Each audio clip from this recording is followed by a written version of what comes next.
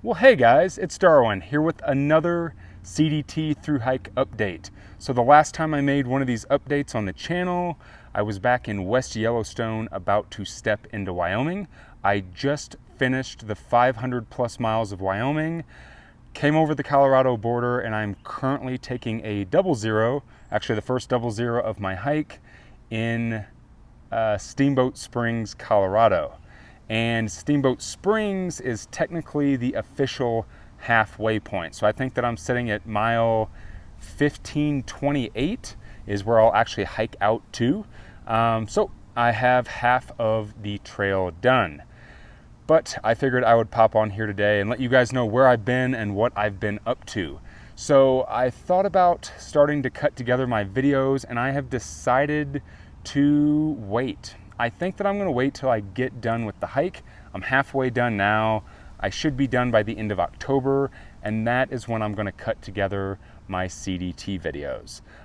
Instead of doing the typical vlog type videos that I've done for years and that everybody does, I really want to do something a little more special. I want to cut stuff together and make it more of like a short film, maybe like a 4-part short film, and drop it here on the channel. Not to mention that doing the CDT, it's a lot tougher to edit on my phone. It's a lot tougher to spend more time in town uploading and stuff like that. There's not a lot of service out here, and I've just been enjoying my hike, been enjoying being out here, being around the people I've been hiking with, and when I get to town, I just kind of want to relax and I don't want to edit on my phone. But I do plan on doing more of these updates over the next couple months, just to kind of let you guys know what I've been up to. At the end of this video, I will give you a sample and a preview of everything that I experienced in Wyoming, from the winds to Yellowstone, to the winds, to the Great Basin, which I just finished. But today, I also figured I would give you guys a little bit of a gear update. I've been getting a lot of questions about what I've swapped out, what I've been using. So there are a few things that I've changed. Number one, back in Montana, before I even did my last update video, I did end up picking up a second trekking pole. My knees aren't as good as they used to be, so coming down some of these really steep mountains, doing some of these rocky climbs, I just kind of felt like having a second pole was a good idea for the first time in 3 years, maybe 4 years. So I did pick up another Knock carbon cork trekking pole. And it's been great so far. So same one as I had, I just have 2 now. The other thing that I have had to swap out are my tent stakes. So you guys probably know my favorite tent stake is the Easton Nano Aluminum. I have just beat the crap out of these. There's a lot of hard ground out here, a lot of rocks.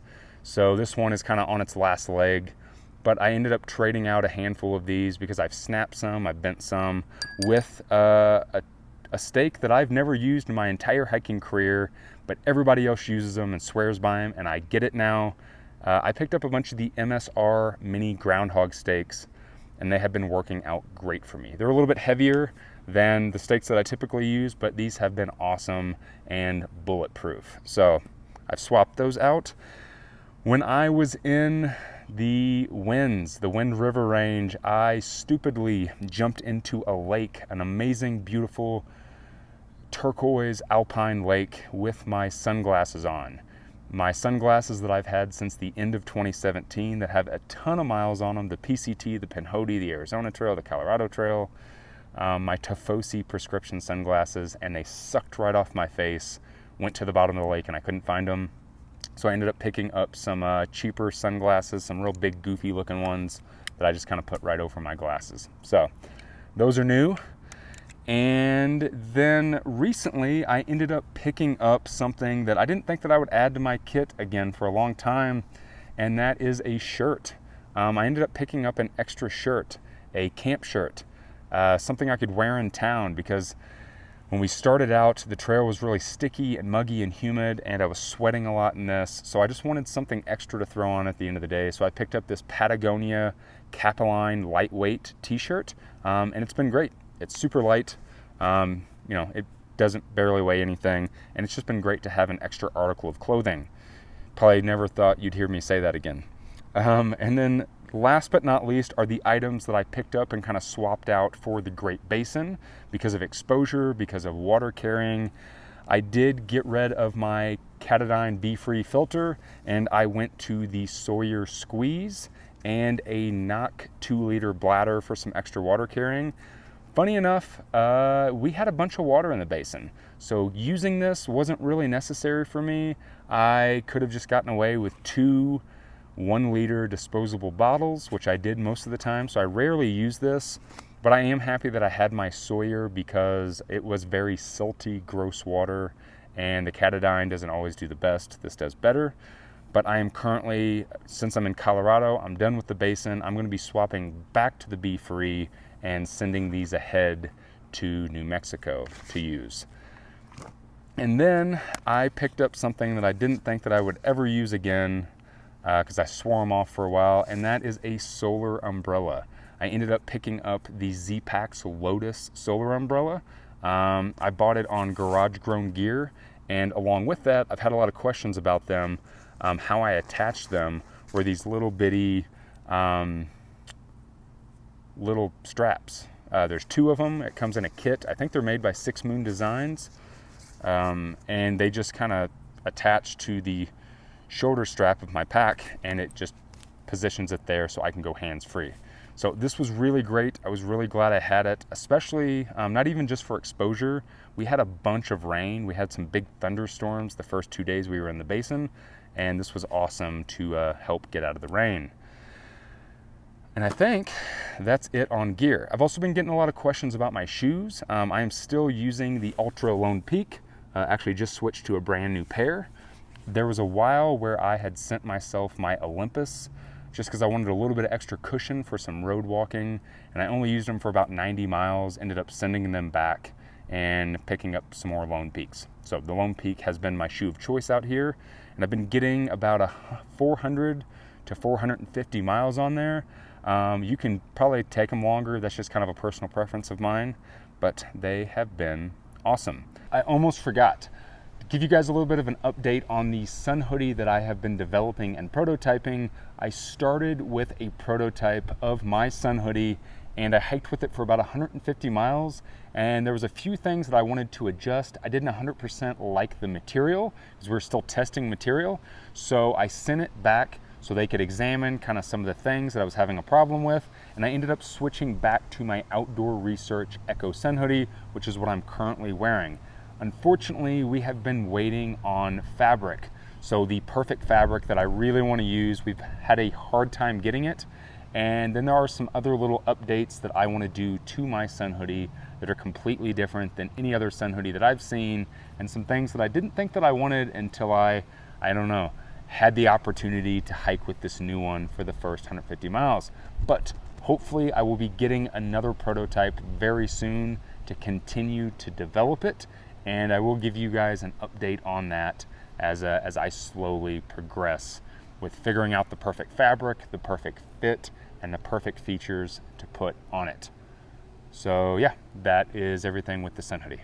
Speaking of gear, I have had a ton of questions and a ton of requests and inquiries about my gear list video that I put out before I started my hike. A bunch of people wondering why I removed my patches on my labels, the company label, company patch on my pack.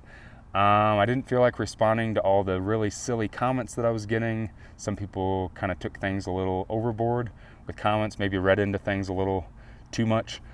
But if you want to find out why I removed some labels from my pack, and honestly why I remove labels from a lot of things, Outdoor Evolution, the Outdoor Evolution podcast that I do bi-weekly, we just released episode 12.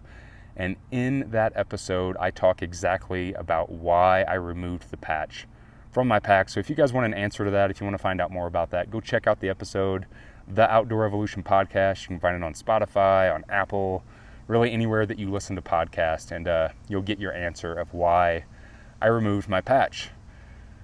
The other thing that I wanted to do is give a quick plug. My media company, Outdoor Evolution, that I've had since 2019, we just released our first official online course. So it's something we've been planning for a while. We wanted to start releasing a series of master classes, and we just dropped our first one called Learn How to Backpack.